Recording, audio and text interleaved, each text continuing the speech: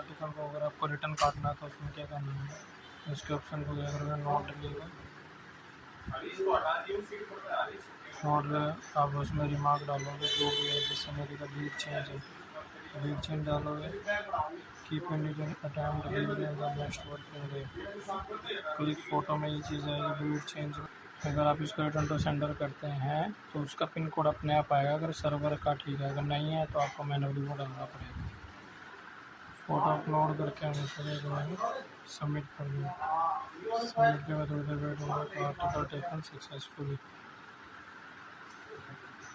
हमने जो आर्टिकल अब रिटर्न किया था, अब उसमें हमने क्या, अब हमें देखना है कि आर्टिकल हमारे पास आया नहीं आया। तो मॉडिफाई में जाके उसको अपनी आईडी भरोगे, आईडी भरते आपके पास से देखो ये एक आर्टिकल यहाँ पर शो हो गया रिटर्न वाला।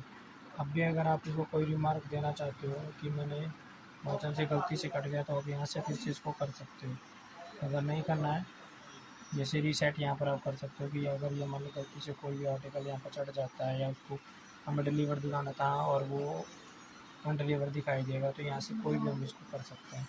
उसके बाद हमें कंफर्म में जाके फिर से आईडी को फिलअप करनी है और यहाँ पर हमारे पास भी आर्टिकल तो अभी मेरे सही है, तो उसको यहाँ पर क्या करोगे, कंफर्म कर दोगे, वे रिटर्न के बाद आर्टिकल जो है कंफर्म सक्सेसफुली हो जाएगा।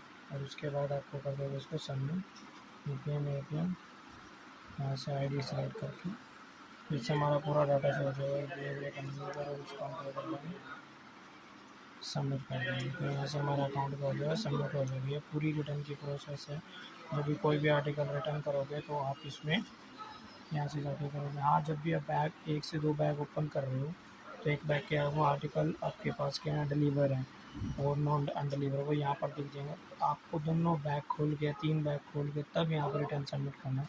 अगर पहले ही बैग ही खोल कर रिटर्न सबमिट कर दोगे देन आपको दूसरे बैग की रिटर्न और आर्टिकल्स इनवॉइस नहीं होगी। ये बात आपको ध्यान रखनी है।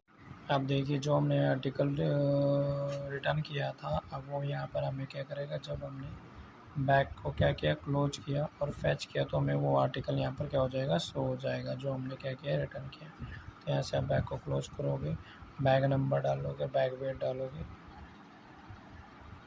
तो हमारा बैग क्लोज यहाँ पर हो जाएगा बैग आईडी को डाल के। ओके, ये पूरी प्रोसेस रहेगी आर्टिकल को रिटर्न करने के बाद। उसके बाद आप बैग डिस्पैच करोगे, ठीक है, उसमें हमारे पास बैग नंबर आ जाएगा, उसको अप्लाई करके ऊपर डिस्पैच कर दोगे। ये पूरी प्रोसेस हमारे पास रहेगी आर्टिकल्स को रिटर्न करने के लिए। जब तक आप उसको बैग क्लोज में नहीं करोगे तब तक वो आर्टिकल आपके एसओ में शो नहीं होंगे कि आपने रिटर्न करे या नहीं करे, वो पेंडिंग में ही रह जाएंगे। इसलिए बैग क्लोज करते